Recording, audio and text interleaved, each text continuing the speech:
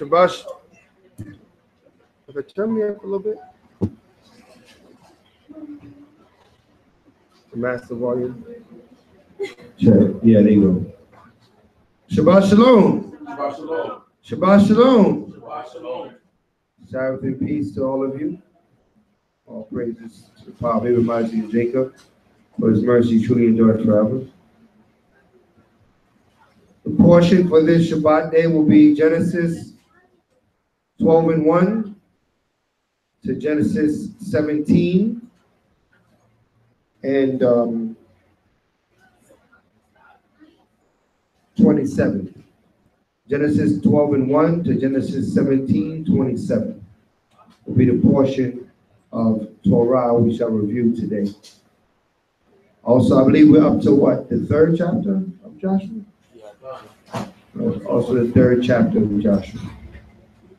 So we got a lot of ground to cover, a lot of information. So let's get the scriptures. Give me Colossians 3 verse 17. Giving all praise to the Most High. Yeah, come. The book of Colossians, chapter 3, verse 17. And whatsoever you do in word or deed, do all in the name of Mashiach Yahushua, giving thanks to the Most High and the Father by Him. Right. So everything we do in word or deed, give all thanks to the Most High in the name of the anointed Savior.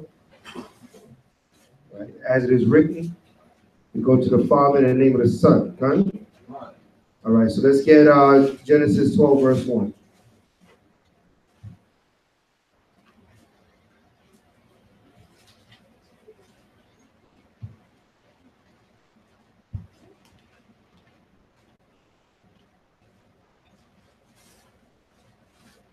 Genesis 12:1.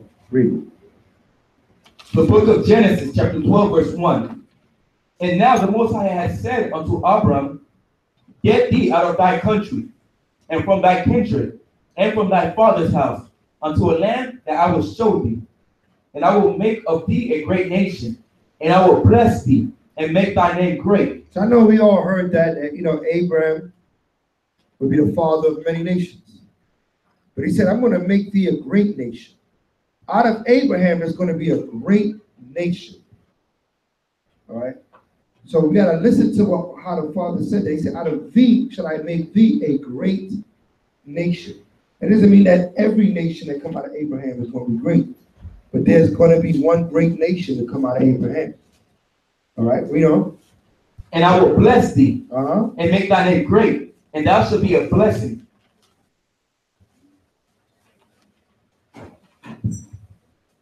Verse 3. And I will bless them that bless thee. Right.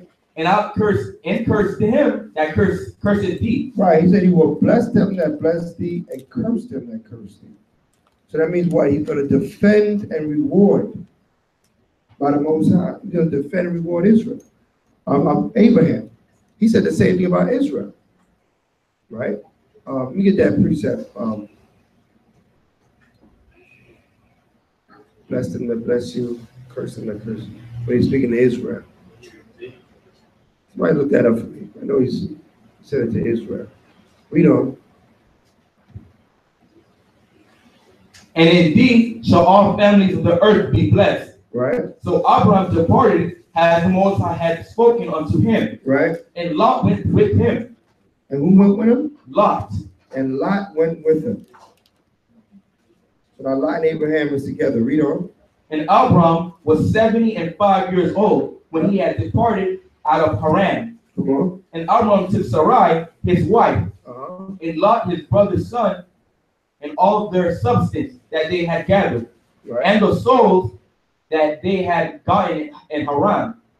And they went forth to go into the land of Canaan. So what was the family tie between Lot and Abram? They were what? Uncle and nephew. Okay, Lot was Abram's brother's son. Everybody following? I know these things. Lot is Abram's nephew. Okay, read on. And into the land of Canaan they came. And Abraham passed through the land unto the place of Shechem, unto the plain of Moriah. And the Canaanite was then in the land.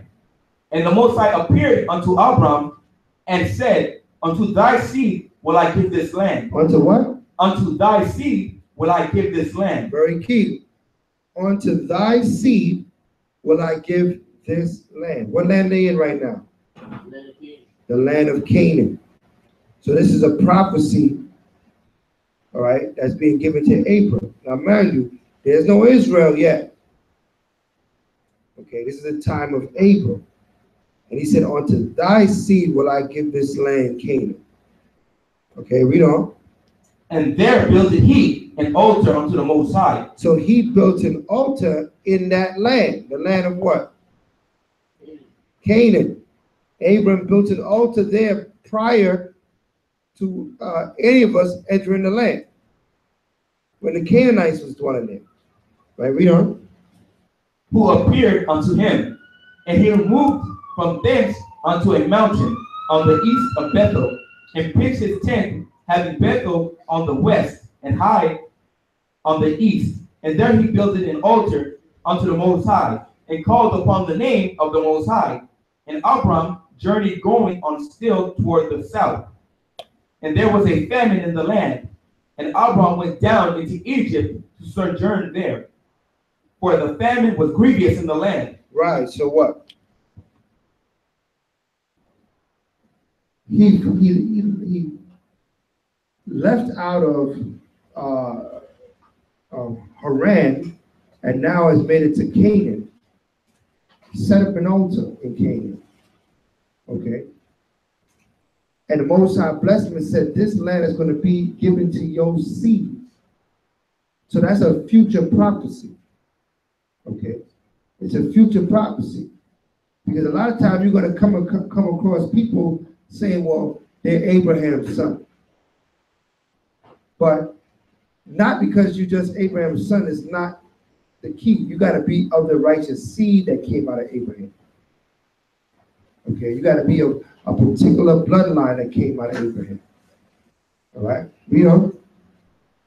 And it came to pass, when he was come near to enter into Egypt, that he said unto Sarai, his wife, Behold, now I know that thou art a fair woman to look upon. Right.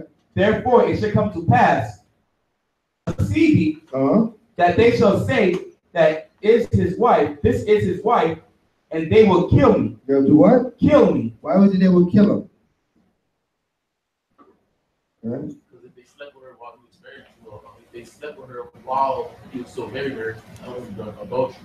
And they understood that was an unrighteous act. Right. That was, adultery was known throughout all the nations as an unrighteous act. You don't take a man's wife. Okay. That wasn't something that was hidden, or some cultures it was okay. It wasn't okay in any culture. Did they do it all the time? Yeah.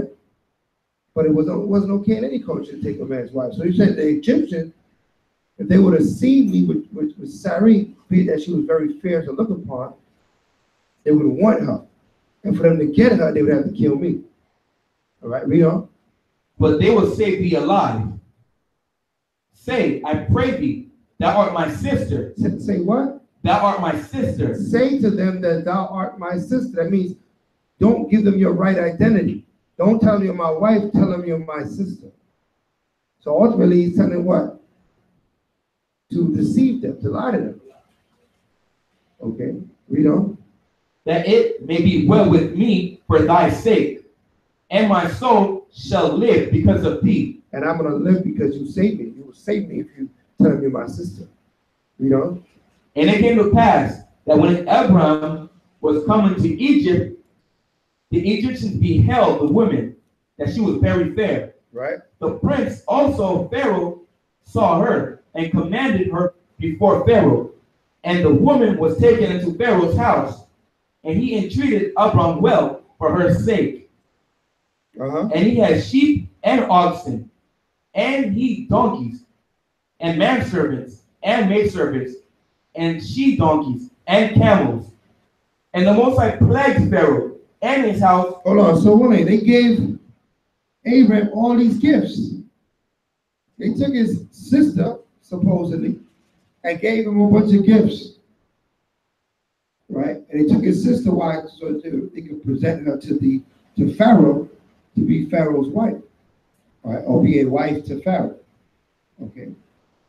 So in the process of them bringing her to Pharaoh's house, the Most High started plaguing Pharaoh's house. Why? Because he knew that Pharaoh had intentions to sleep with Abraham's wife. Okay. So the plague started to come to Pharaoh's house. Read on. Because of Sarai, Abram's wife. And Pharaoh called Abram and said, what is this that thou hast done unto me?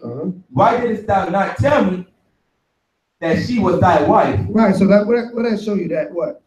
These nations was able to what? Go to the Father and find that information. All right?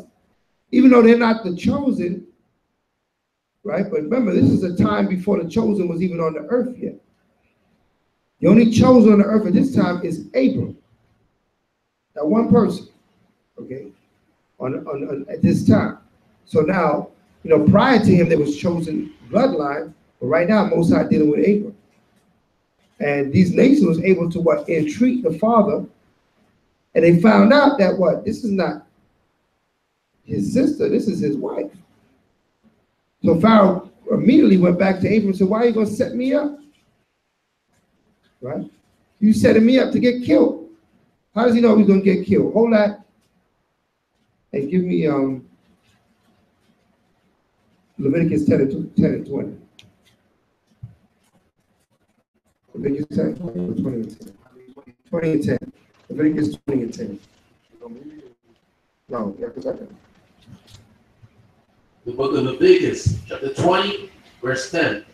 And the man that hath committed adultery with another man's wife, right? Even he that committed adultery with his neighbor's wife, right? The adulterer and the adulteress, the man and the woman, read, shall surely be put to death. Right. So he said, man, you almost got me killed. They understood this. All right. The laws of Israel, the laws in the Torah are the laws that's supposed to be governing this earth. Okay. It's supposed to be given to the earth through the children of the Most High, which are the nation of Israel. But the earth is supposed to follow these laws. Okay? No one has a pass. They get away with things because why? The Most High is not concerned with them. But the earth is supposed to be governed by the commandments that's in the scriptures. All right, so Pharaoh understood this. Okay, read on. Let's go back. The book of Genesis, chapter 12, verse 19. Matter of fact, give me another one on adultery. Give me Deuteronomy 22:22. Let's get that law understood.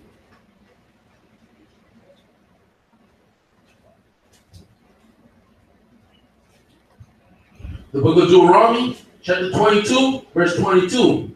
If a man be found lying with a woman married to a man, to a husband, then they shall both of them die.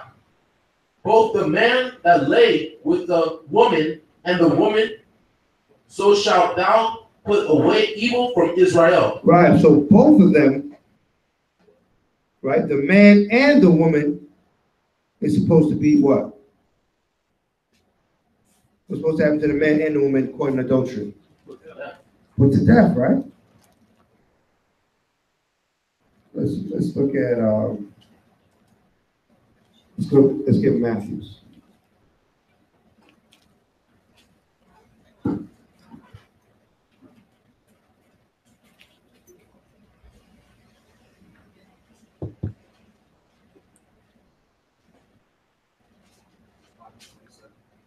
Was it 5:27? Yeah, give me that.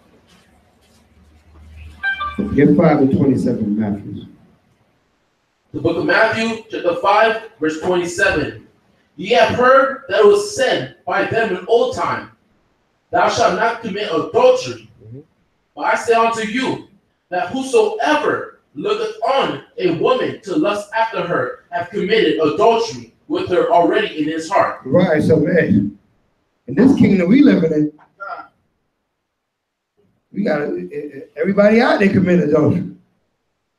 Women looked upon a woman and lust after her. That's what they do out here. And that's what not just the men do it, but then the women promote it, right? Because they dress in the attire because they want men to lust after them. They want to look, even want to exaggerate, their body parts, right? They go to the doctor, they get implants and things of that sort. So men would lust after them. Okay. So what? You create an environment of what? Adultery. All right. Read that verse again. The book of Matthew, chapter 5, verse 27. Ye have heard that it was said by them of old time, thou shalt not commit adultery. But I say unto you, that whosoever could looketh on a woman to lust after her, have committed adultery with her already in his heart. Right. You have committed adultery already in his heart, looking after another man's woman, having thoughts about another man's woman. Okay. So we're not to even look at another man. Man, brother has a wife, he's supposed to be looking at the brother wife. Man. And if you're a wife to a man, you're supposed to cover up yourself, even extra, as you're a man's wife. That you cause your brother not to sin.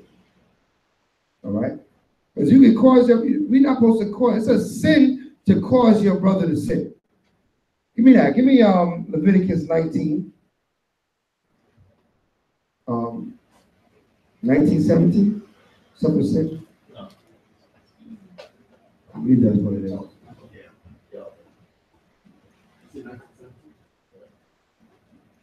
The book of Leviticus, chapter 19, verse 17. Thou shalt not hate thy brother in thy heart. Right. Thou shalt in any wise rebuke thy neighbor. Right. And not suffer sin upon him. And not suffer sin upon him. We're supposed to correct each other, not cause each other to sin. When your brother corrects you, that's love. When your sister corrects you and you're doing something sinful, that's love. Okay. They said open rebuke is better than secret love. That's right. Yeah, we're supposed to speak of it. If something wrong, let's correct it. Let's make each other better. Everybody understand that? Give me St. John, the 8th chapter.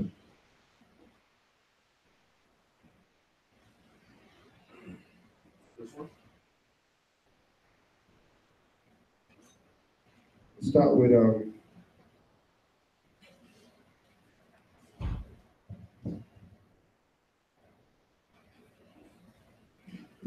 might as well start with verse 1. The book of John, chapter 8, verse 1. Yahushua went unto the Mount of Olives. Right. And early in the morning he came again into the temple, and all the people came unto him. And he sat down and taught them. And the scribes and the Pharisees brought unto him a woman taken in adultery. And when they had set her in the midst. So now Yahushua is holding class. Said he sat down and taught them. What do you think he was teaching? Huh? The understanding of the scriptures. Okay. He was teaching them what the scriptures really say. He was breaking it down for them right out of the same Torah. Right? The same Tanakh, the same book he was teaching them. Okay, so now if Christ taught the Old Testament, then why is it that today in the church system they say, oh, you don't need to read the Old Testament, just the New Testament? Christ is teaching the Old Testament to the people. Let's prove that Christ was teaching the Old Testament here. Hold that again, Leviticus 24:44. I'm sorry, not Leviticus, so I can. Luke 24:44. Right? Yeah, Luke 24:44.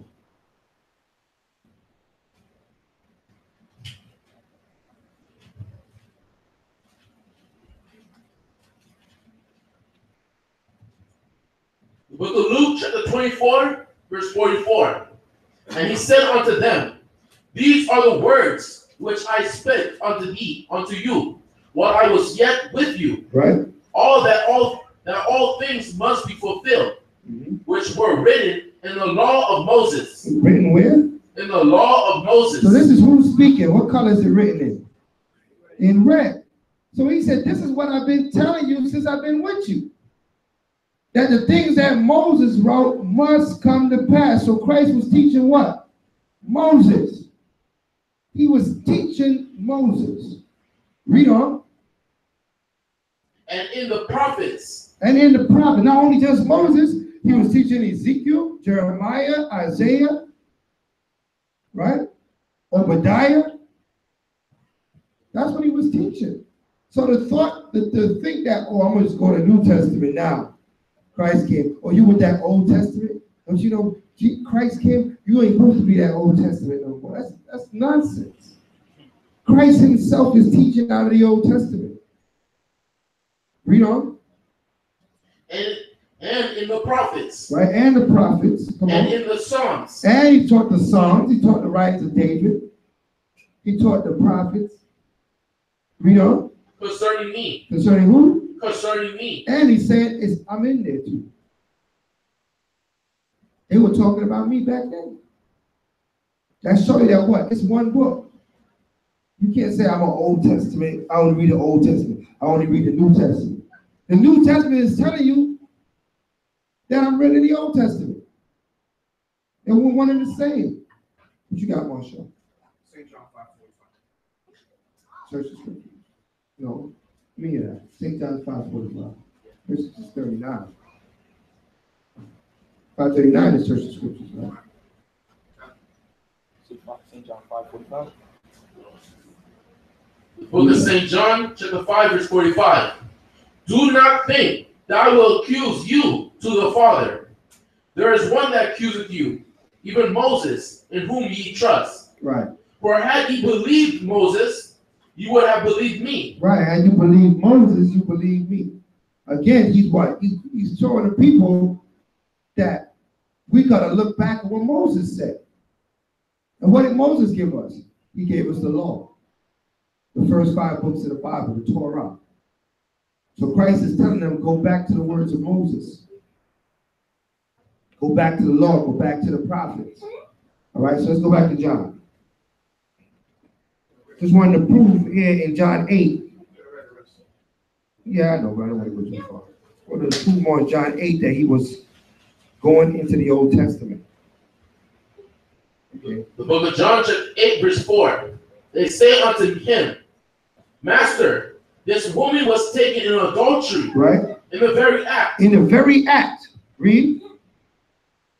Now Moses in the law commanded us that such should be stoned. But what sayest thou? This they said, tempting him, that they might have to accuse him. Right. But Yahushua stooped down, and with his finger wrote on the ground, as though he heard them not. So when they continued asking him, he lifted up himself. Stop right now. Now they brought this woman caught in the very act of adultery. What's the problem with that? She wanted to commit adultery by herself. So then when their judgment was already unjust. So they was trying to trick the Messiah to do an unjust judgment. If it was a just judgment, both of them were supposed to be brought that was in the act. Because we read in the law, who's supposed to be killed? The adulterer and the adulteress. They just brought the woman. Where the man at? That was committing adultery with the woman. Okay? So that shows you that what? They did this to tempt the Messiah, to get him to go what? Contrary. But that showed that the Messiah knew the law better than they knew the law. And they were the scribes and Pharisees. Okay? He was more obedient to the law than the scribes and the Pharisees were. Read. So when they continued asking him, so they kept asking, he ignored them. He lifted up himself and said unto them, He that is without sin among you, let him first cast a stone at her. Right. And again he stooped down and wrote on the ground. Right. And they which heard it, being convicted by their... Why? Because they all knew they was wicked. They all been convicted because they, damn, we about to stone this woman. We off ourselves. So not only was their judgment perverted, but their hands were dirty. Right? Read on.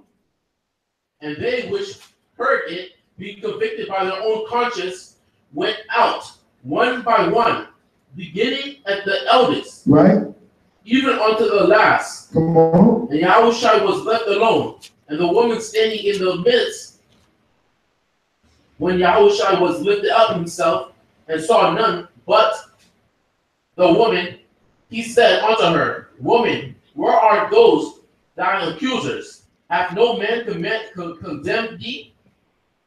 She said, No man, Lord. And Yahushua said unto her, right, Neither do I condemn thee. Go and sin no more. Go and what? Go and sin no more. See, the key right there is he told her to go and sin no more. That means he told her to what? To do what? Repent. Repent. He's telling her to repent. When you sin, what are you supposed to do? You got to repent. Nobody gonna cast stones and kill you, but you better repent. He wasn't giving her a sin pass. He didn't say it was okay that you committed adultery. He saw the wickedness of those that brought her here. And these men's hands was too filthy to bring judgment upon this woman. So he told her, man, better you just go repent. Because these men can't even say nothing to you. They more wicked than you are. Okay? But he said, go and sin no more. And that's the key. What's sin? Transgression of the law, breaking of God's commandments. That's what sin is. So here, Yahushua, whom the world calls Jesus Christ, is advocating the keeping of the commandments.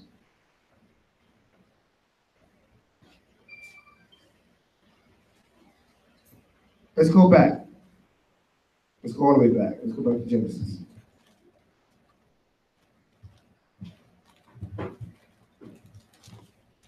So now we understand why Pharaoh was like, man, you almost got me killed. Talking about this is your sister when this is your wife.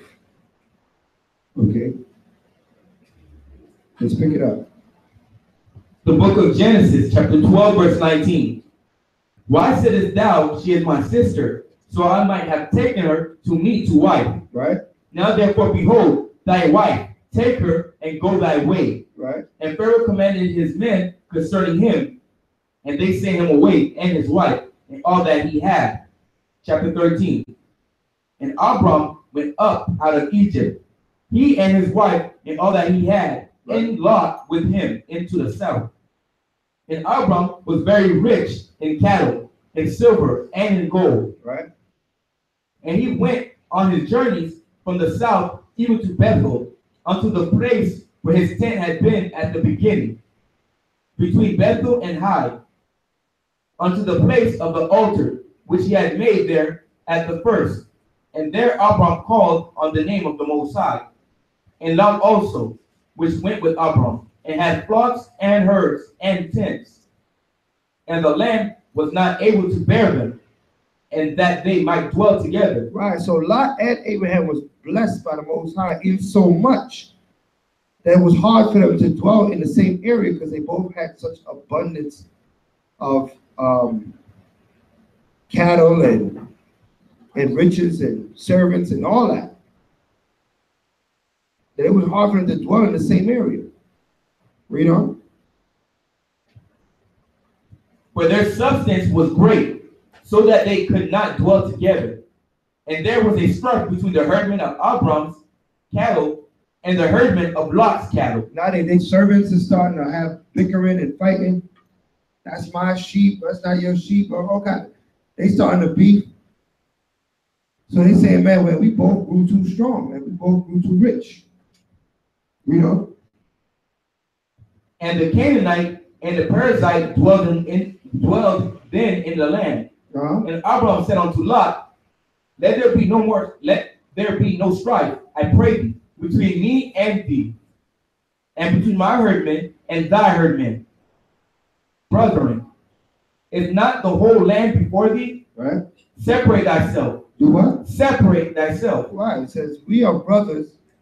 We are brethren, mean family, because they're really what? Nephew and uncle, right? But he said we're brethren. Brethren meaning we're family.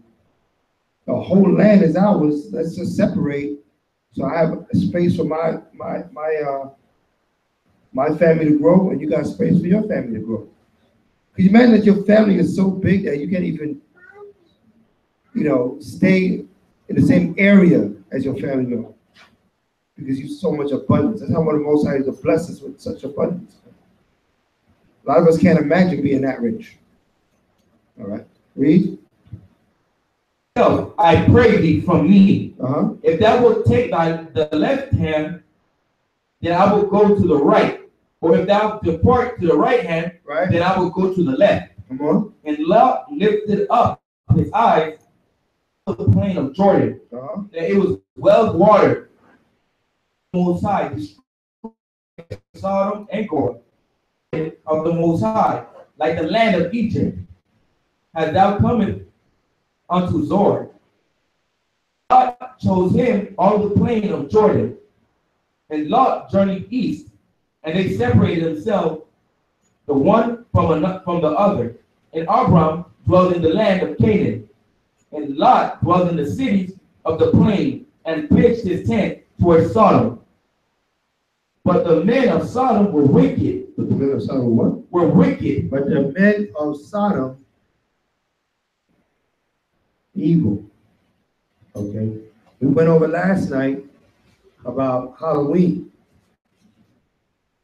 Wicked pagan festival to worship the dead, which was established by the Druid priests of the Celtic people, which today are called Irish or Ireland. Okay, that's where it comes from. They also worshipped the fact that the night was elongated, so they worshipped the darkness. Right. This is wickedness, man. Okay.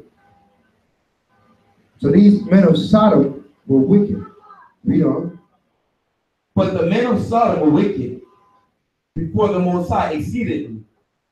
And the Most High said unto Abram, after that Lot was separated from him, lift up now thine eyes, and look from the place where thou art northward, and southward, and eastward, and westward. For all the land which thou seest, to thee will I give it, right, and to thy seed forever. Thy seed has the dust of the earth, and can number the dust of the earth, then shall thy seed also be numbered. Arise, walk through the land in the length of it, and in the breadth of it, right, for I will give it unto thee. Come on. Then Abram removed his tent and came and dwelt in the plain. Mamre,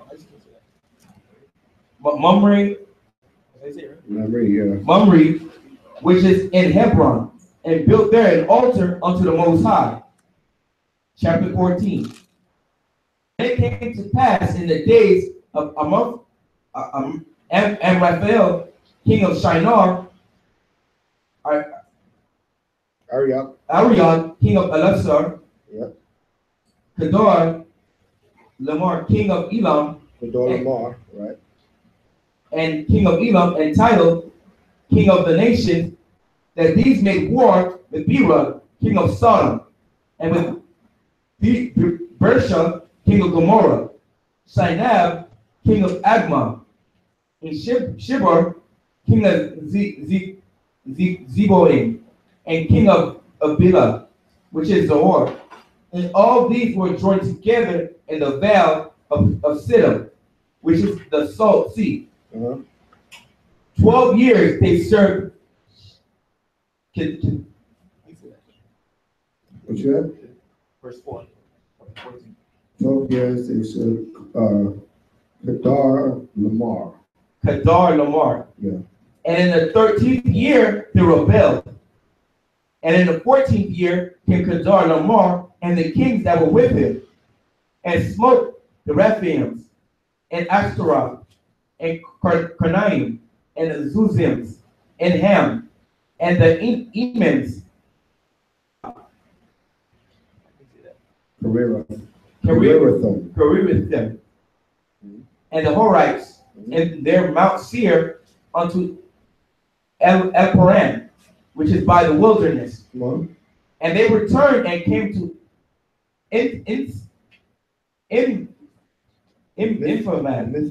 Infapad, which is Kadesh, and smote all the country of the Amalekites, and also the Amorites that dwelt in Hezron Tamar. And there went out the king of Sodom, and the king of Gomorrah, and the king of Admah, and the king of Zebulun, and the king of Bela, the same as Zoar, and they joined battle with them in the valley of Siddim.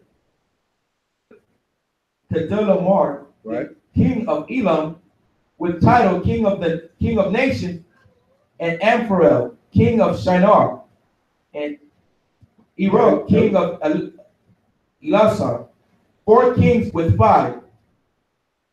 And the valley of Siddim was full of slime pits. And the kings of Sodom and Gomorrah fled and fell there. And they that remained fled to the mountain. And they took all the goods of Sodom and Gomorrah and went their way. And they took Lot, Abram's brother's son, who dwelt in Sodom, and his goods, and departed. And there came one that had escaped, and told Abram, the Hebrew, of memory, the Amorite brother, Eshcol, Aner, and these were confederate with Abram. That his brother was taken captive, he armed his trained servants, born in his house, 318, and pursued them unto Dan. And he divided himself against them, he and his servants by night, and smote them, and pursued them unto Habah, which is on the left hand of Damascus. And he brought back all the goods, and also brought again his brother Lot, and his goods, and the woman also, and the people. So what happened here? Abram went and what? Defended Lot. And when he got all his stuff back.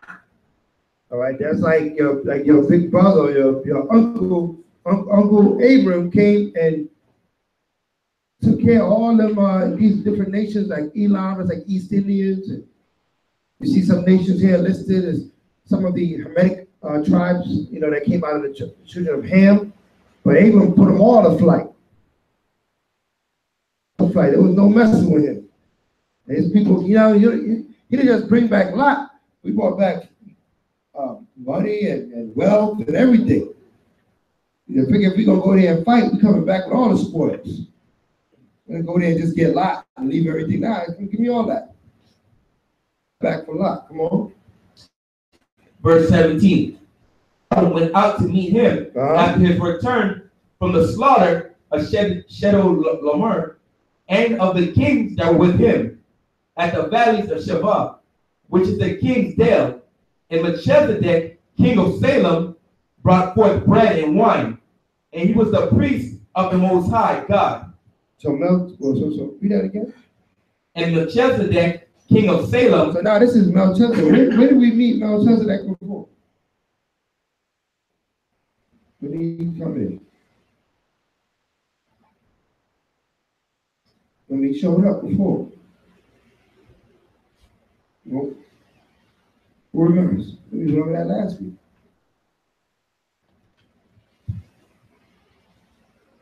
All right, we went over Melchizedek last week? Or before? That was last week. He told Melchizedek. Melchizedek came to Abram. And Abram what? Gave Melchizedek what?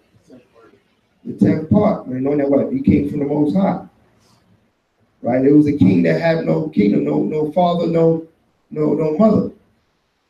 So we know that this character Melchizedek in the scriptures is referring to what? A what? An angel of the Most High. An angel of the Most High is not just a man. He has no father, no mother. Like king of Salem. And there's no area called Salem. Okay? You understand this is an angel from the Most High. More likely Yahweh Shai himself. Right? You know? And Melchizedek, king of Salem, brought forth bread and wine. And he was the priest of the Most High God. Come on. And he blessed him and said, Blessed be Abram of the Most High God, possessor of heaven and earth. And blessed be the Most High God, which has delivered thine enemies into thine hand. And he gave him tithes of all.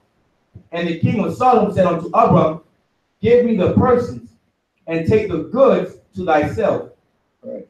And Abram said to the king of Sodom, I have lifted up my hand unto the Most High, the Most High power, the possessor of heaven and earth, that will not take from a thread even to a shoe latchet, and that I will not take anything that is thine, lest thou shouldst say, I have made Abram rich. Right. Save only that which the young men have eaten, and the portion of the men which went with me. Anir, Eshcol, Memor, let them take their portion. Chapter 15. Right. So what? He wouldn't take no riches from the king of Sodom. Why? Because that's what we call blood money. That's dirty money. Because what this land was full of wickedness. So he wanted Sodom to say, listen, we made Abram rich. We gave him all this money. Okay, so he wouldn't take any briberies or any gifts from those that ruled over Sodom and Gomorrah. Chapter 15.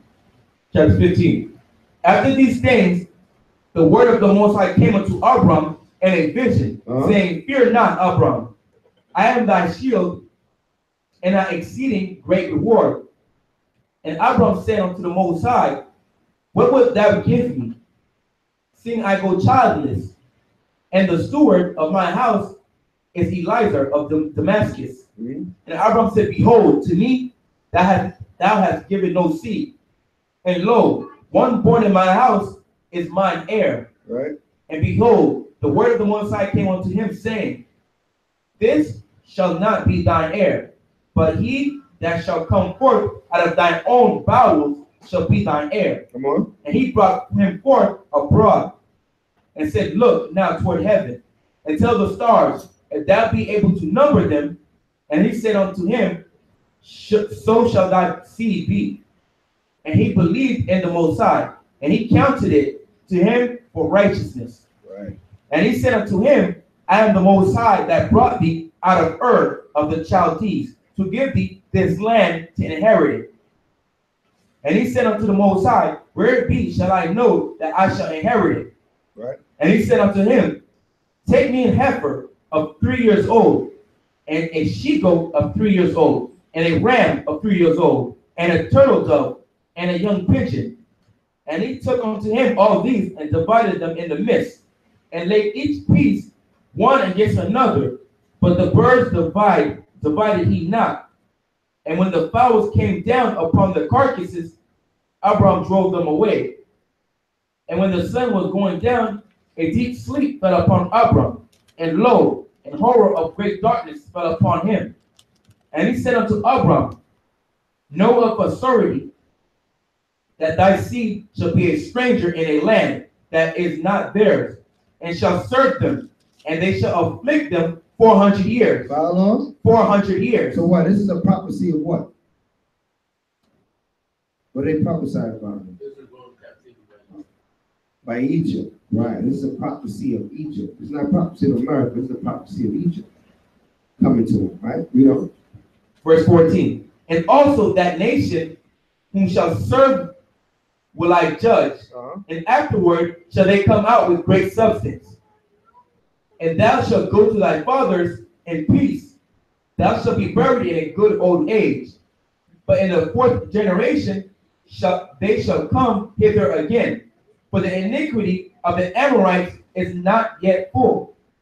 And it shall come to pass that when the sun went down and it was dark, behold, a smoking furnace and a burning lamp that passed between those pieces in the same day the Most High made a covenant with Abram, saying, unto thy seed have I given this land from the river of Egypt unto the great river, the river of Euphrates, the Kenites, and the Kenizzites, and the Kadamites, and the Hittites, and the Perizzites, and the Rephaims, and the Amorites, and the Canaanites, and the Girgashites, and the Jebusites. Right.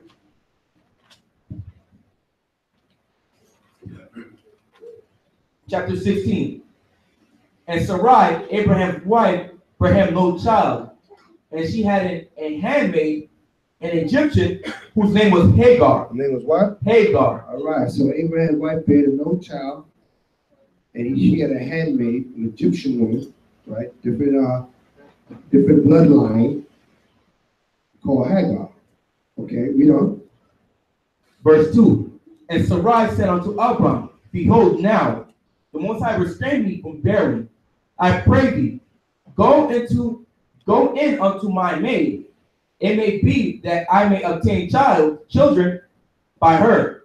Right. So now she said that I may obtain children by her, because it was understood once a child was born in the household, it was a child of the household.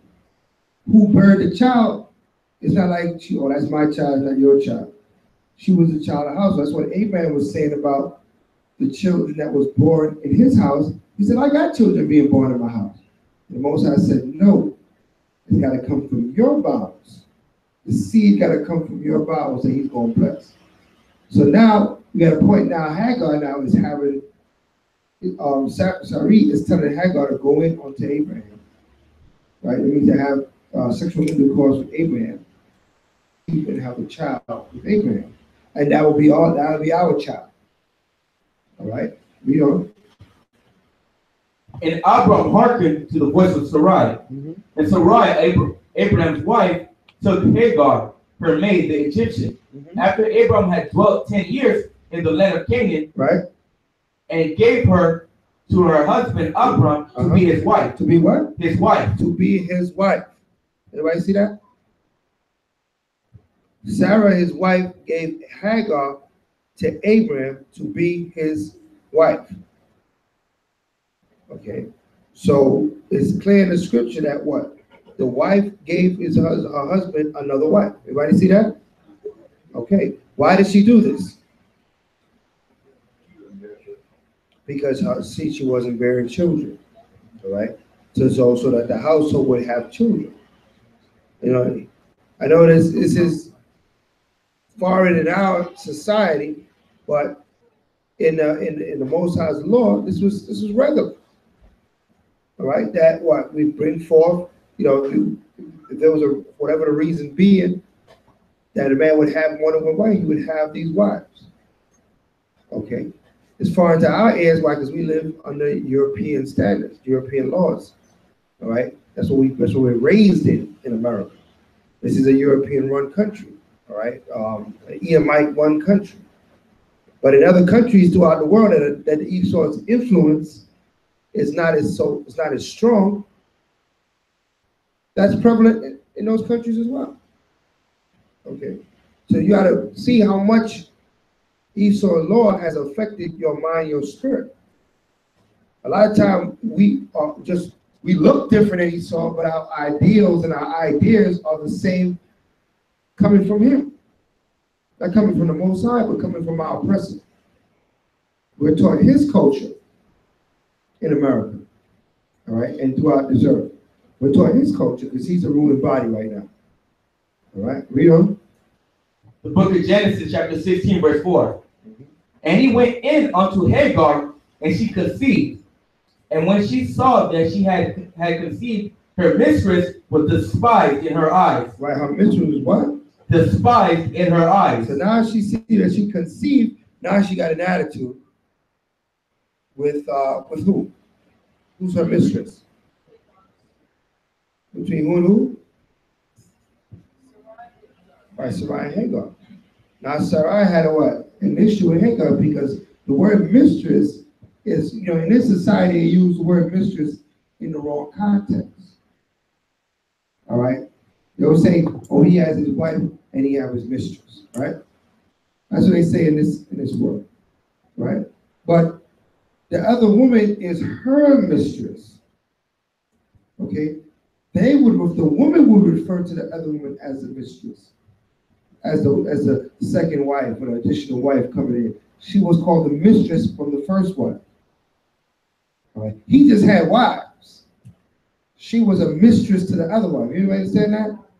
That word mistress is between wives. It's not between husband and wife. It's between wives. All right? But we've lost the meaning of the word mistress, man.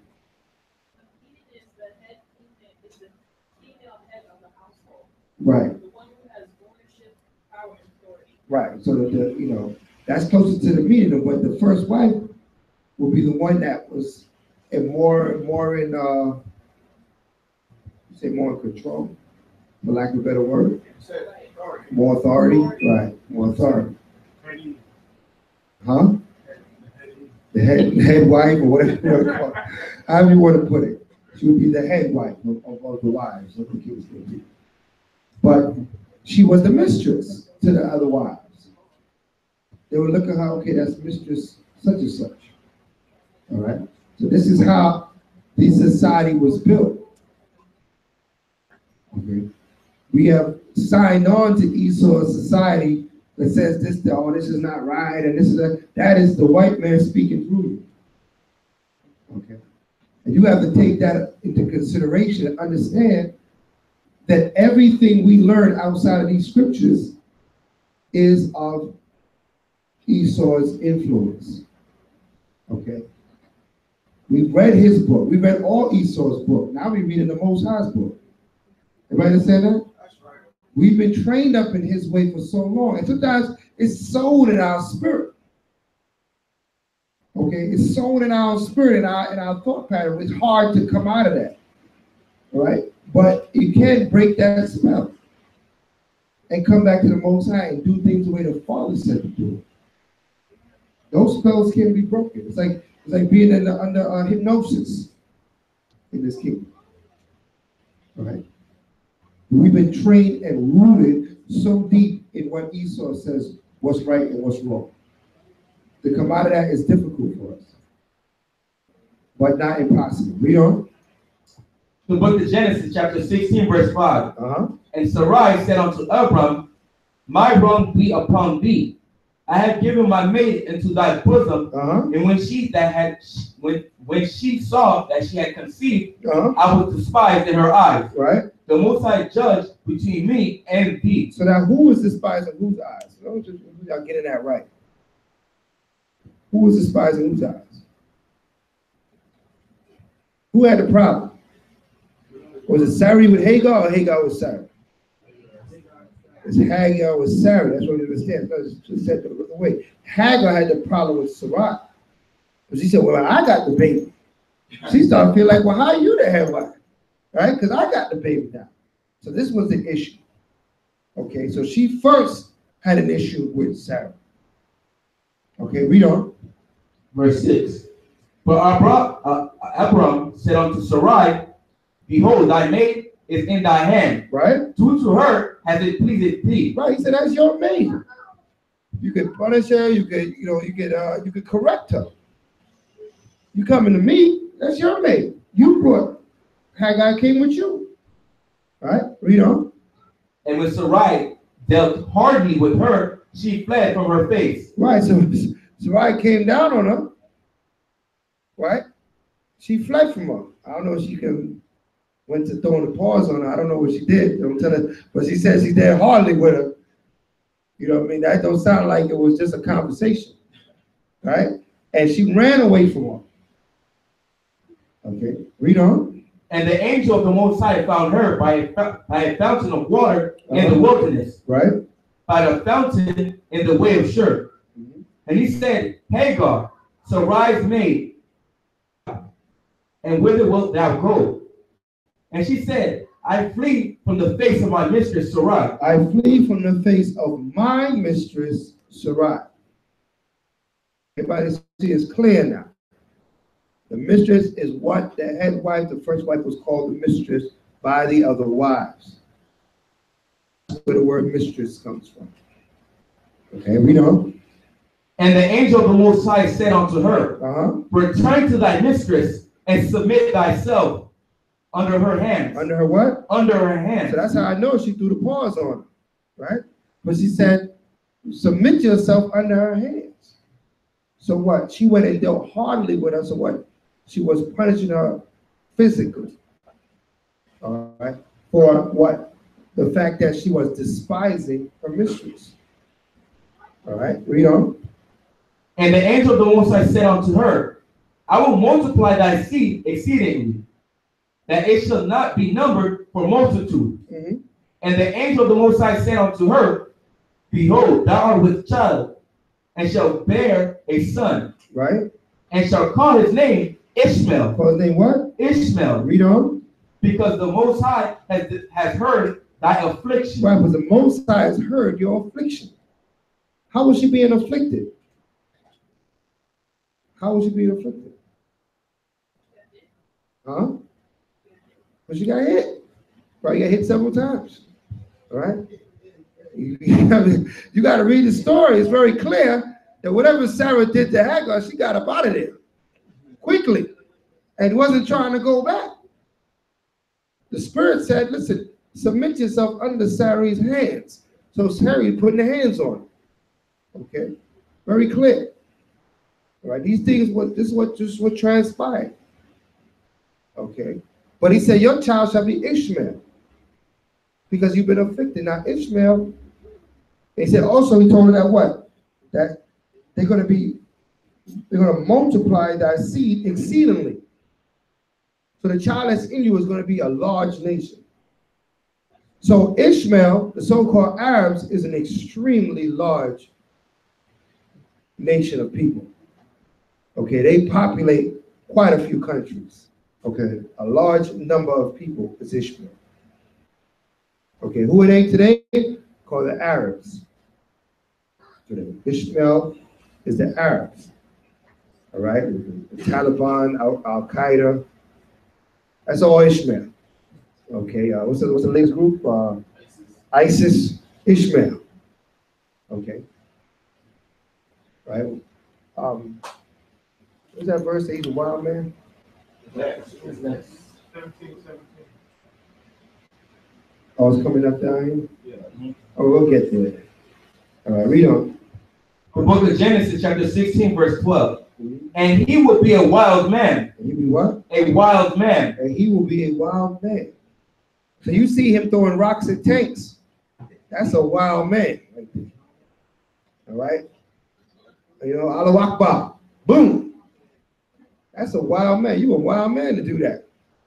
All right? You're wild people. Even the women that get the bomb in a stroller, ready to blow themselves up and everybody else around. You got to be kind of wild to do these things. Okay? That's a wild mentality. You're a kamikaze pilot, man. You just fly, you just drive in there, just blow yourself up and everybody else. That takes a level of, you know, you thinking on a different wavelength there. All right? But the scripture said it the best. He said, you a wild man. All right? Esau right now, he's battling with a wild man. ISIS is a wild group. Even though a lot of these ISIS jokers, they probably Esau themselves. You know what I mean? Because that ISIS thing, they always wearing masks and hoods on their face. You don't know who back there. Usually when Ishmael do something, he got his face out there. He ain't hiding. Now they got all this stuff hiding their face. I wonder if it's Esau, this ISIS thing, cutting people's head off and stuff. You know, because Esau is the one to put the hood on. You know what I mean? And always want to cover, masquerade himself. But Ishmael do what he do it straight. He let you know, yes, I'm going to kill you. All right? And he chop you right to your face. All right? But still in all, in the media, they pin it on Ishmael, all this wild behavior. Okay?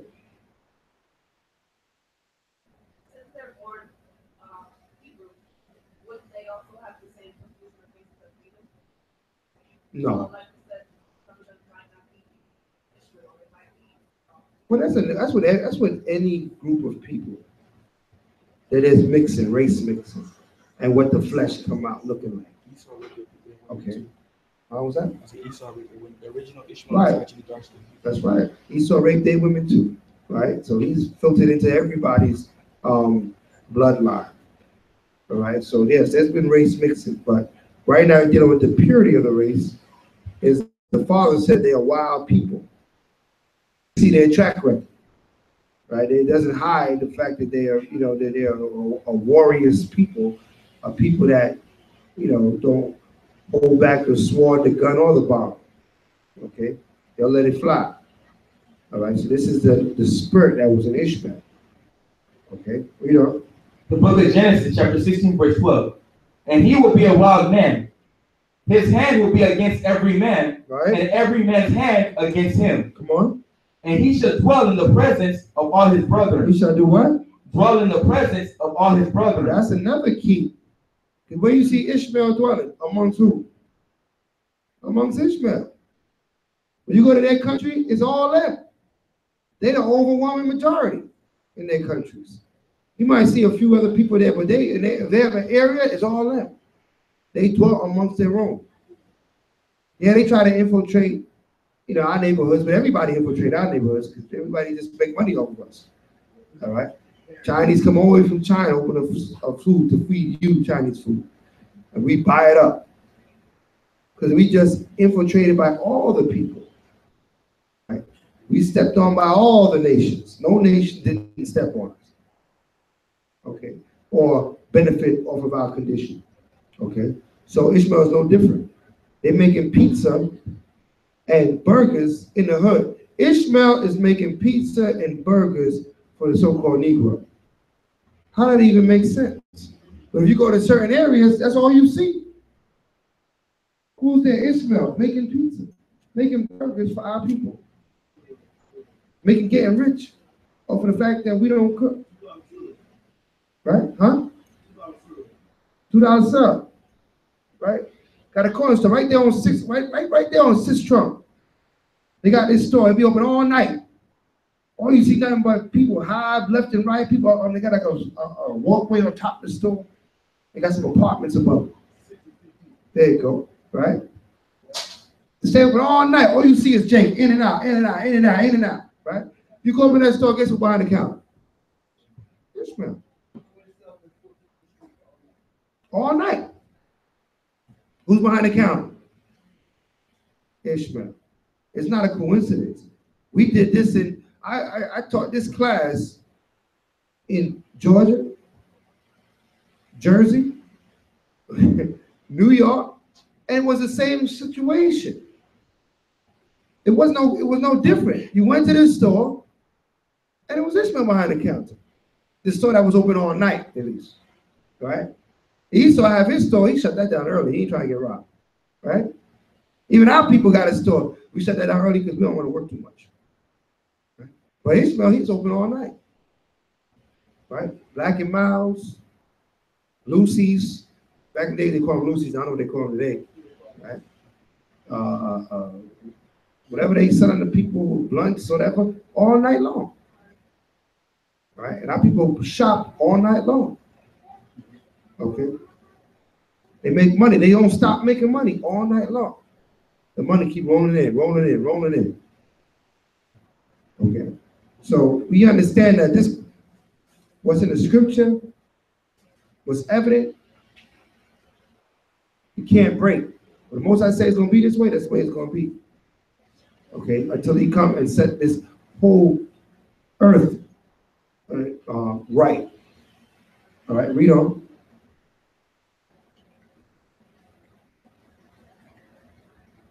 Verse 13. Verse 13. Yeah. And she called the name of the Most High that spake unto her, Thou Most High seest me. For she said, Have I also here looked after him that seeth me? Right. Wherefore the well was called it's Beer Lahai Rai. Behold, it is Lahai between Kadesh and Beerah, and Hagar bare Abraham his son. And Abraham called his son's name, which Hagar bare Ishmael. And Abram was 86 years old when Hagar bare Ishmael to Abram. So how old was Abram? 80. How old was he? 86. He was 86 when he bare his child. All right. Chapter 17, verse 1. Verse 1. And when Abram was 90 years old. So how many years passed? 4 years. So how old is Ishmael at this point? Read on. The Most High appeared to Abram. Hold on.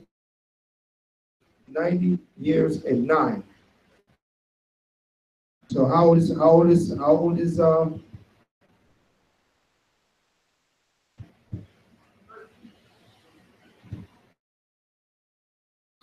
13 years old. Going from 86, he had him when he was 86. And now he's 99. 86 to 99. All right, subtract 99 from 86, what do you get? 13. Okay, 13 years old. That's how old Ishmael is. The reason why I'm pointing this out, you understand, as we read on. And the Most High appeared to Abram and said unto him, I am the Almighty Power. Walk before me, and be thou perfect. Come on. And I will make my covenant between me and thee, and will multiply thee exceedingly. Come on. And Abram fell on his face, and the Most High talked with him, saying, As for me, behold, my covenant is with thee, and thou shalt be a father of many nations. Right. Neither shall thy name any more be called Abram, but thy name shall be called Abraham. Right. Many nations have I made going to come out of him, which is what? He's letting them know that that's not going to stop there. The children are going to be, okay? And different nations.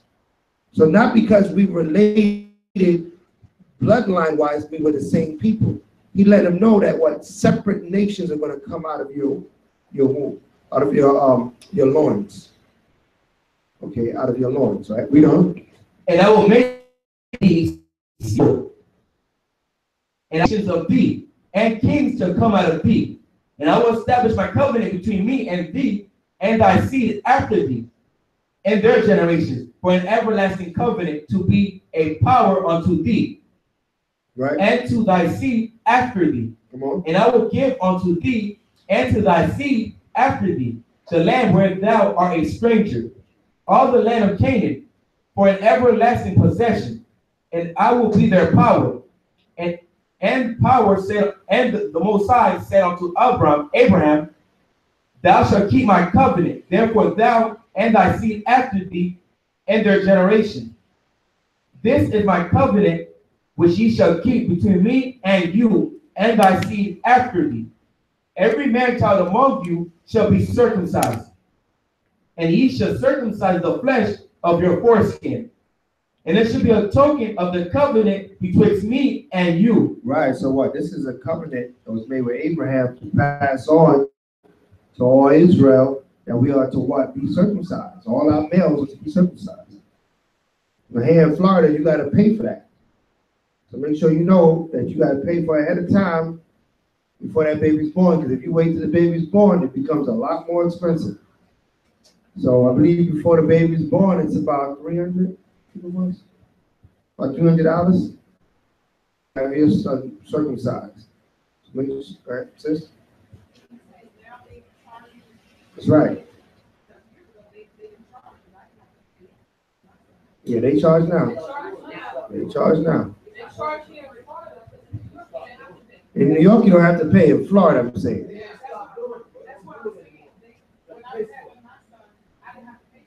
Were you in Florida? Okay. So, yeah. And that's been going on for at least 15 years.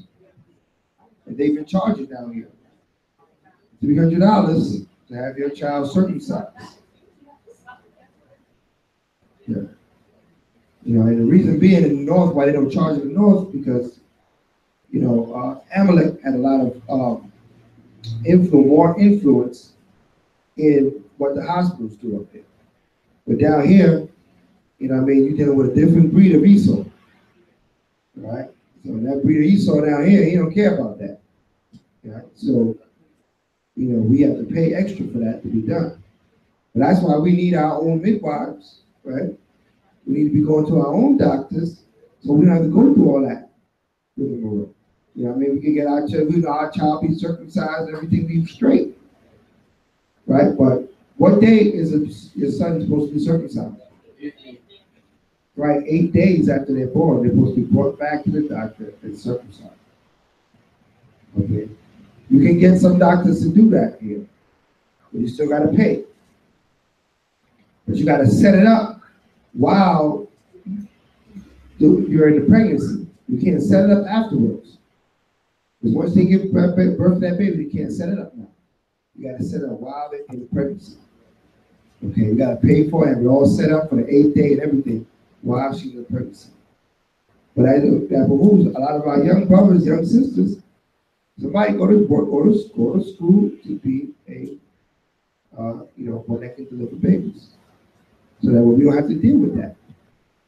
All right, to be a midwife, to be a gynecologist, right? Obstetrician, those things.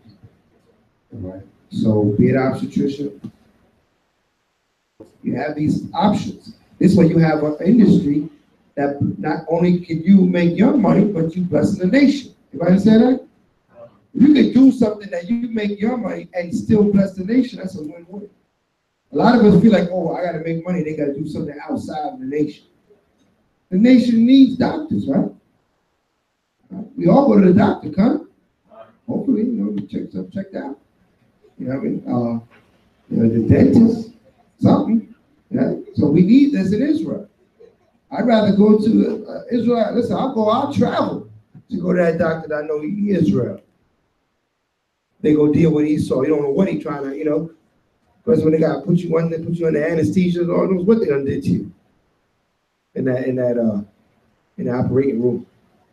So we got to have some morality amongst our people. All right. So our nation needs all these things. Right. The thought pattern of the old time, we first came up in the truth. Those that have some years under them, we lived like we were getting out of here next year every year. And didn't do much in this earth, a lot of our people. But we don't teach that.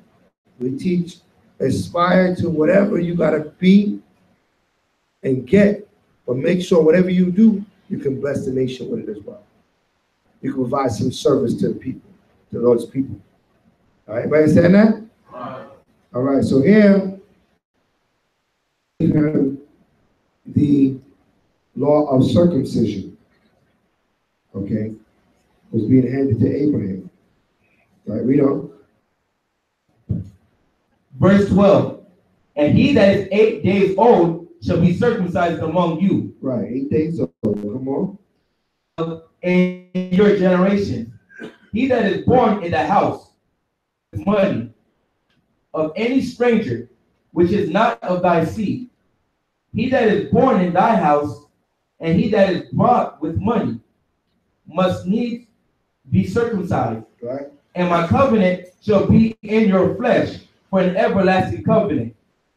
And the uncircumcised man child, whose flesh of his foreskin is not circumcised, that soul shall be cut off from his people. He has broken my covenant. Right. And the Most High said unto Abraham, as for Sarai thy wife, Sarai, but Sarah shall her name be. And I will bless her and give thee a son also of her. Yea, I will bless her, and she shall be a mother of nations. Kings of people shall be of her. Then Abraham fell upon his face and laughed, and said in his heart, shall a child be born unto him that is 100 years old? Right, because how was he? He was 99. He said, I'm going to have a child at 100? This guy, this is crazy. Right? Read on. And shall Sarah, that is 90 years old, bear? And she's 90? Is she going to bear too?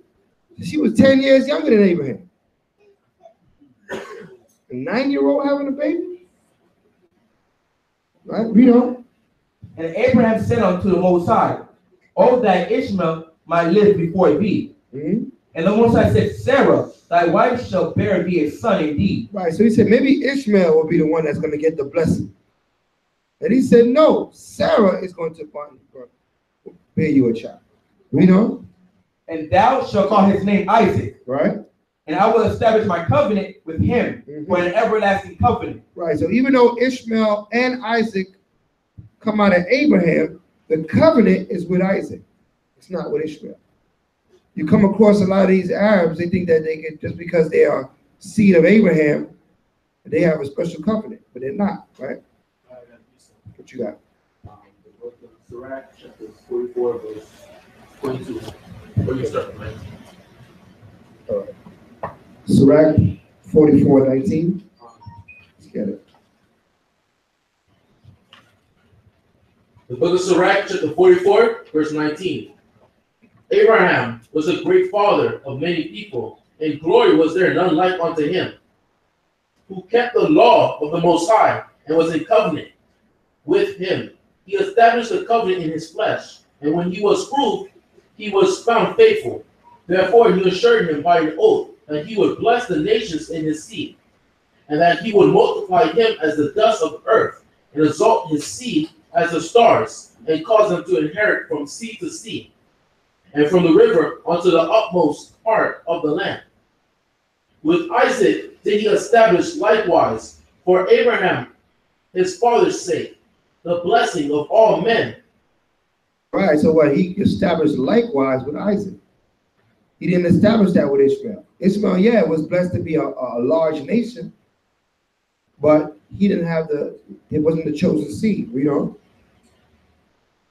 Rest upon the head of Jacob. He acknowledged him in his blessings, and gave him an heritage, and divided his portions among the 12 tribes did he part them. Right, so what? Abraham and Isaac had Jacob, and Jacob had the 12 tribes. So that's the lineage, all right? So let's go back. I will establish him for an everlasting covenant. The book of Genesis, chapter 17, verse 19. For an everlasting covenant, and with his seed. From the beginning. The book of Genesis, chapter 17, verse 19. Right. Said, Sarah, thy wife shall bear thee a son indeed. Right. And thou shalt call his name Isaac. And I will establish my covenant with him, and with his seed after him. Right. Verse 20.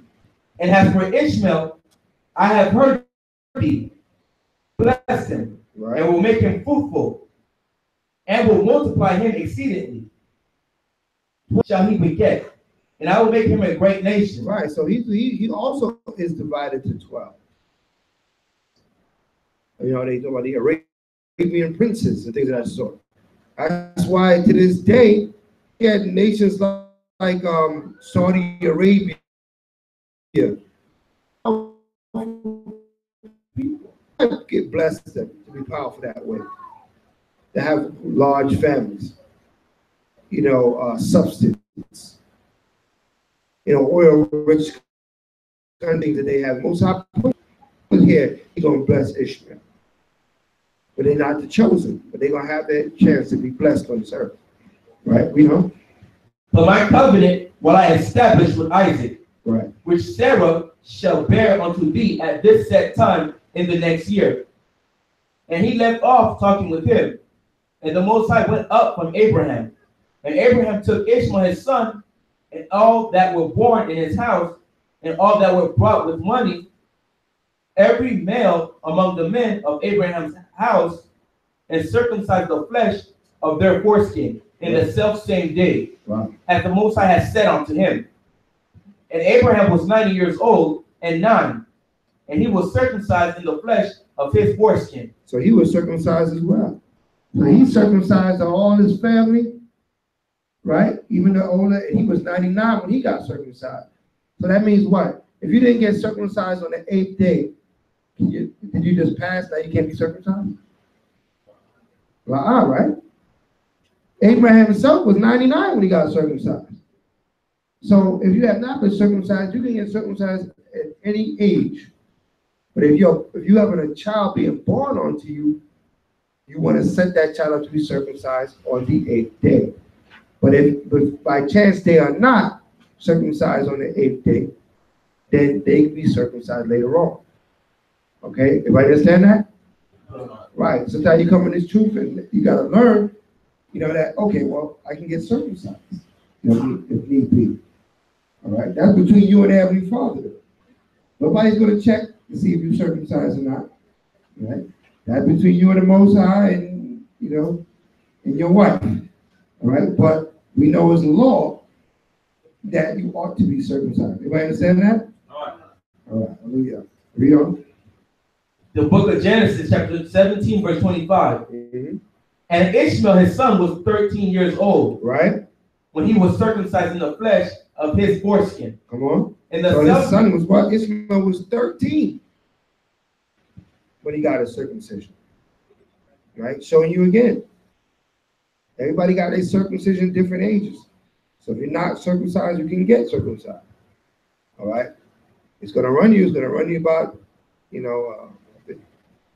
a couple grand, but it's worth to do it.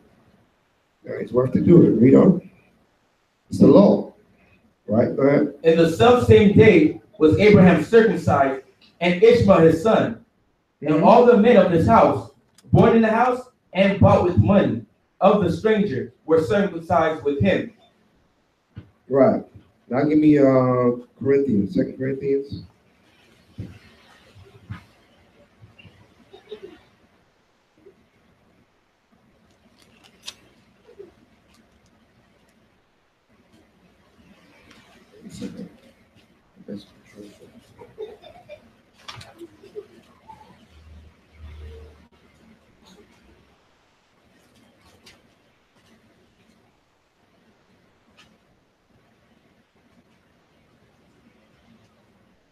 Now we're looking at the law of circumcision.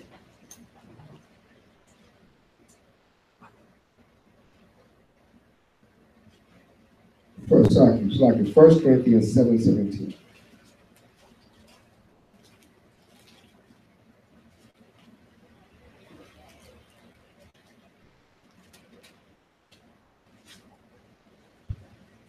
The book of 1 Corinthians, chapter 17. 7:17. Chapter 7, verse 17. The book of 1 Corinthians, chapter 7, verse 17. Mm-hmm. But as the Most High has disputed to every man, right, as the Most High hath called every one, right, so let him walk, and so ordain I in all churches. Mm-hmm. Is any man called being circumcised? Right. Let him not become uncircumcised. How can you become uncircumcised? It's one thing to be circumcised, but how can you be uncircumcised? Huh? Spiritually, exactly. It's not talking about you physically sewing stuff back on, right? It's talking about you being uncircumcised in the spirit, because circumcision is it's a physical law with a spiritual understanding. Get Deuteronomy.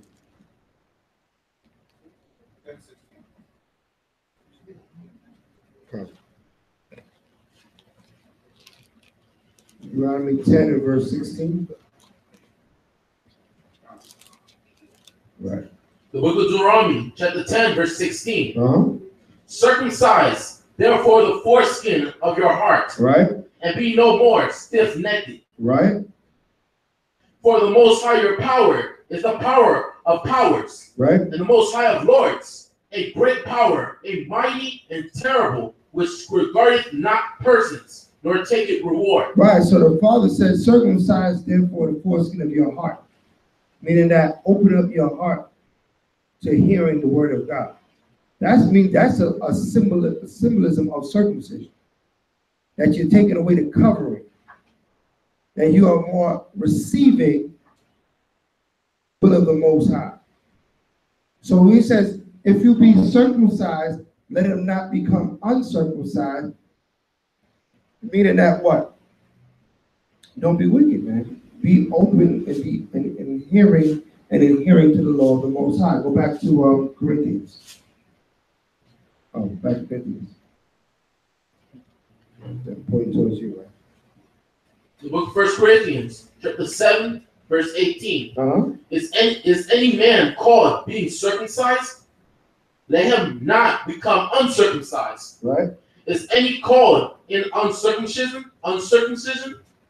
Let him not be circumcised. Right.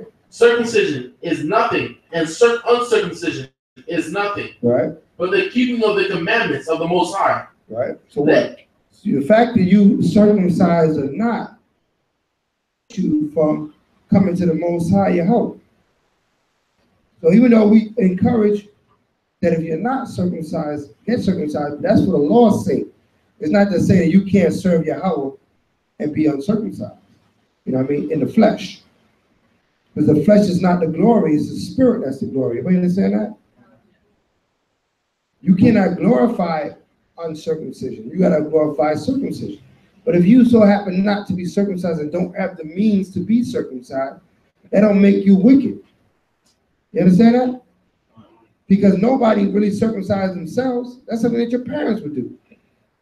The parents that get you circumcised, if you don't have the opportunity to do it yourself, don't think that's going to hold you back from doing the law, statute, commandments of the Most High. Give me Galatians 6 and verse 12. Galatians 6 and verse 12.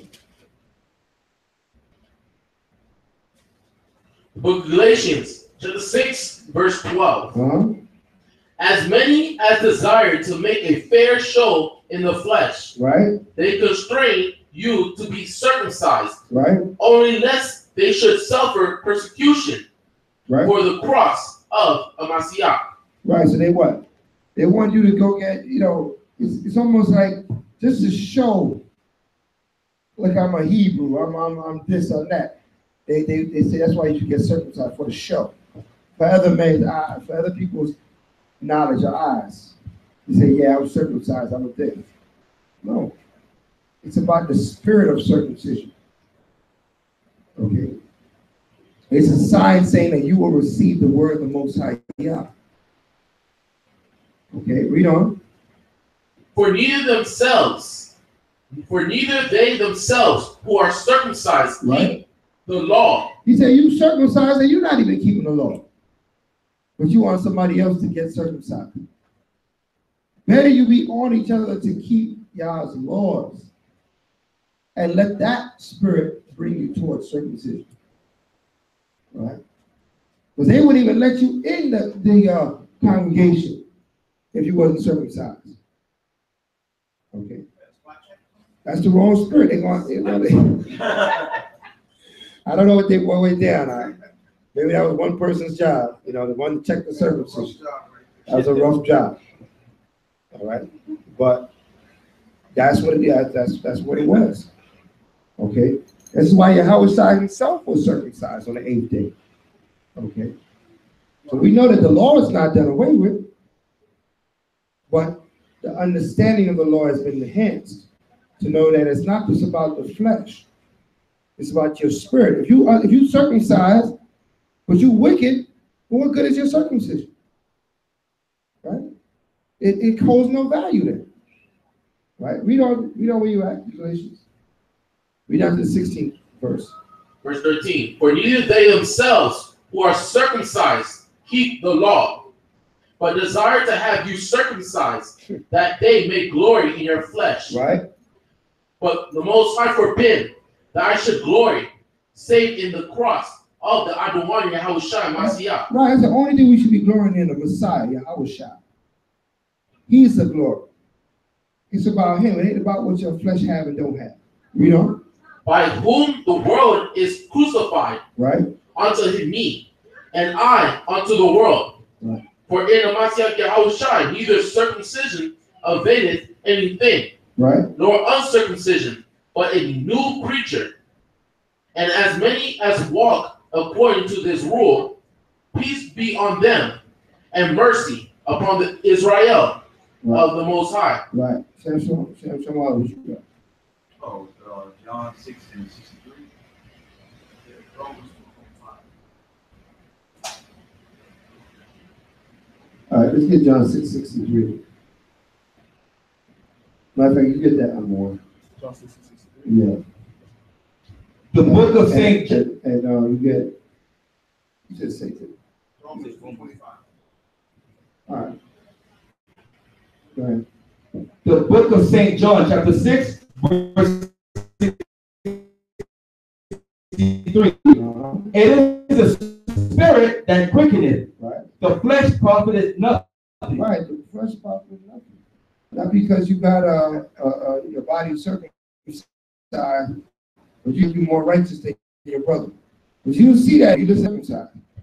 The man might be right. What about the law? What about the statute? What about the commandments? You worry about what a man got in his flesh. Like we go out there with a teacher, and they will tell you, well, who ordained you to teach the Bible? Forget about what we bring it out as right. They want to know what school we went to. What's your theological school? What degree you got? Got a degree of being right, of telling the truth. Okay. Y'all give me what say the The book of Romans, chapter 2, verse 25. Yeah. For circumcision verily profiteth, Right. if thou keep the law. Right. It profit you if you keep the law. It said it verily profit you if you righteous. Right, that's a good verse. It will verily profit you if you righteous. But if you're not righteous, they can't do nothing for you. Read on. But if thou be a breaker of the law, Right. thou circumcision is made uncircumcision. Right. You wasted your time getting circumcised. And you wicked. All right. You wasted your time. All right. Jump down to the 3 and 1. Romans. The book of Romans, chapter 3, verse 1. What advantage then hath the Jew? Right. Or what profit is there of circumcision? What profit is, read? Much every way. Chiefly because that unto them were committed the oracles of the Most High. Right. Chiefly, mainly because unto them was committed the oracles of the Most High, unto Israel. So we keep the law of circumcision because the law was given to us by the Heavenly Father to keep. Now we know there's physical benefits to being circumcised as well. You know, it prevents, having any kind of infections and things of that sort. You know what I mean? To go through circumcision. When you're not circumcised, you're open to more bacteria and things of that sort to cause problems down the lane. Okay? But if you keep yourself, if you're circumcised, you don't have to worry about all those things. So there's also a physical benefit to circumcision. Okay? Give me Luke 1 and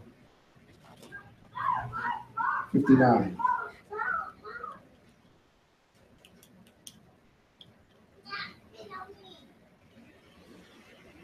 The book of Luke, chapter 1, verse 59. And it came to pass that on the 8th day they came to circumcise the child, and they called him Zacharias, Right. after the name of his father. Right. And his mother answered and said, Not so, but he shall be called John. Right. And they said unto her, There is none of thine kindred that is called by this name. And they made signs to his father how he would have him called. Right. And he asked for a writing table and wrote, saying, His name is John. And they marveled all. And his mouth was opened immediately, and his tongue loosed, and he spoke and praised the Most High. And praise the Most High. So John was circumcised on the 8th day. Okay. What's the verse we got? I was circumcised.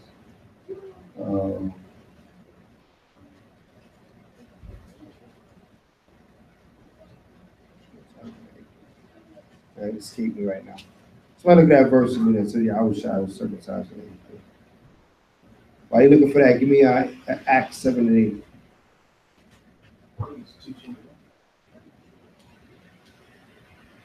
Huh? Okay, Luke 2:21? Okay. We got that here. First give me Luke 2:21, then give me Acts. The book of Luke, chapter 2, verse 21.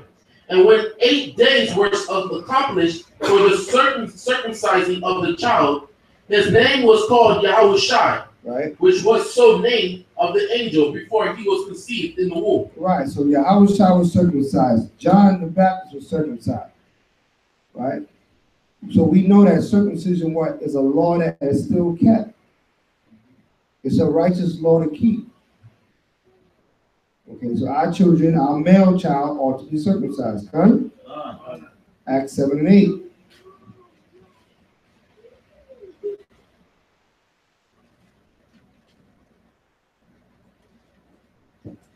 The book of Acts, chapter 7, verse 8. And he gave him the covenant of circumcision. And so Abraham begot Isaac and circumcised him the 8th day. Right. And Isaac begot Jacob. And Jacob begot the 12 patriarchs. Right. And the patriarchs moved with envy, sold Joseph into Egypt, but the Most High was with him. All right, I said on that to show you that it has been a tradition throughout all our history that we circumcise our children. Okay, this is how they knew the baby was a Hebrew when Moses, right? In the movie, they say it was a cloth, right? What was that in 10 Commandments in the movie? They try to say, oh, because he had a certain cloth on, they knew he was a Hebrew. That's not how they knew he was a Hebrew. He was circumcised. And they said, oh, this got to be one of the Hebrew children. Because he was circumcised. It was a sign. Okay. Let's get that. Give me Exodus 4:26. Exodus 4:26.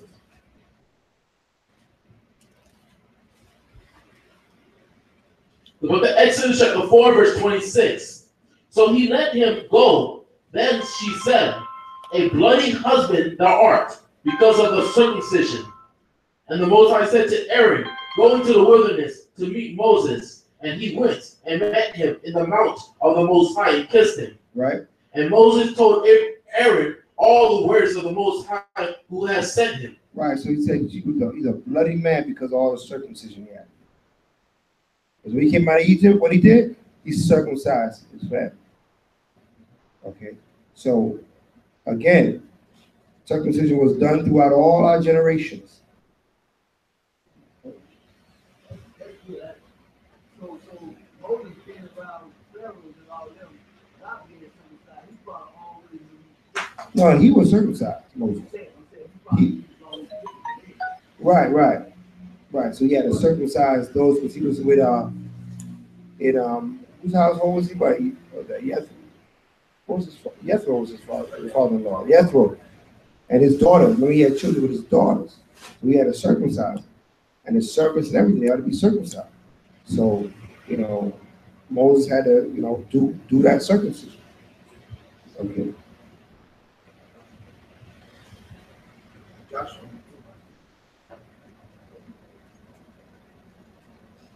You said Joshua? All right, Joshua. So understand that when we get out of this portion, and we ended the portion of all praises be to the Most High Yah for giving us another portion of His Torah to understand. All right, so, all right. Was Moses holding the baby in Sephora circumcised the baby? Was holding it. And it says that. But she said that he was a bloody man for circumcising the It baby. says that she took the sharp stone and cut off her son. Oh, okay. Well, she did a circumcision. So does that mean he was holding the baby? But if he's a bloody, or how was he bloody? Yeah, exactly. Yeah, he was probably holding the baby.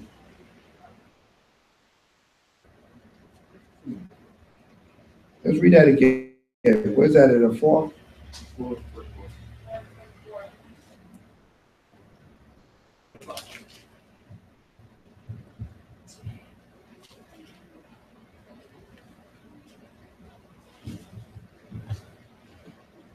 Read it. The book of Exodus chapter 4, verse 25. Then Zipporah took a sharp stone and cut off the foreskin of her son and cast it at his feet and said, surely a bloody husband art thou to me. Right, because, she did it because, you know what I mean? So that's why he's like, what's that? The angel met, by the way, was about to kill Moses. Uh-huh. Because Moses did it for circumcise his son, or it was supposed to earlier. Right. Yeah, that's what happened. With in a haste. Right. So she was holding the baby. Moses was holding the baby. Right. Moses was wrestling with the angel, basically. Right. You read verse 29, 26 to see. So he let him go. Then he said, let the husband of ours because of circumcision. Right. The angel let Moses go. Right. Yeah, that's what happened. Okay. Read it again to see. Verse 24. Matter of fact, read from 23. Let's read it down. Let's read it through, so we get a full understanding. The book of Exodus chapter 4, verse 23. And I say unto thee, let my son go, that he may serve me. And if thou refuse to let him go, behold, I will slay thy son, even thy firstborn. By the way, in the inn, the Most High met him and sought to kill him. Took a sharp stone and cut off the foreskin of her son and cast it at his feet and said, surely a bloody husband art thou to me. So he let him go. Then she said, a bloody husband thou art, because of the circumcision. They don't know. That's it. Keep on. And the Most High said to Aaron, go into the wilderness to meet Moses. And he went, and he met him in the mount of the Most High and kissed him. I was going to something else. All right. He's wrestling with the angel, and she was circumcised through the foreskin at his foot. Right. Okay. Because he told her circumcised. Right. Right. Okay. That's what it was. That's right. So bloody man thou art. So I guess she You didn't get bloody. She just said that because just of the requirement. what the requirement, yeah, Right, it was a exactly. requirement because she had to do this thing. Yeah, right. All right. They did it with a sharp stone in those days. It must have been a real sharp stone. I tell you. But we had our ways, we had our understanding on how to do things. And we might not know now. Maybe a stone could become sharper than what we think. Right? So she performed that circumcision. But either way, the circumcision had to be done. Whether she did it, he did it, whoever did it, it got to be done. Okay. And they must have been screaming. Yeah. No matter what, it had to be done. All right. So therefore, we understand that circumcision is a law that's amongst us that's still alive and well. So we ought to keep gun. All right. So at this time, we're going to take a break, and then we'll pick it up with Joshua, 3rd chapter afterwards.